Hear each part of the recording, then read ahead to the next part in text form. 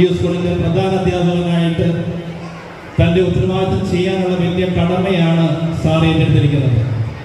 സാറിന് എല്ലാവിധ ആശംസകളും സ്വാഗതവും പ്രത്യേകമായിട്ട് ഇവിടെ പോയിരിക്കുന്ന എല്ലാ മാതാപിതാക്കന്മാരുടെയും PTA-യുടെയും അധ്യാപകരുടെ പേരിൽ സ്നേഹം നേരുന്നു.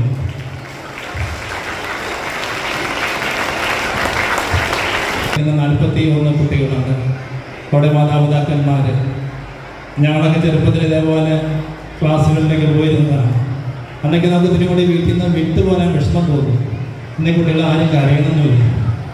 കാരണം അന്ന് നമ്മുടെ വീടൊക്കെ പള്ളിക്കുളം പോലെയാണ്, 10-15 പിള്ളേരുണ്ടാവും. അപ്പോൾ വീട്ടിൽ നിന്ന് സ്കൂളിൽ പോകാൻ മടിയുണ്ടാവും.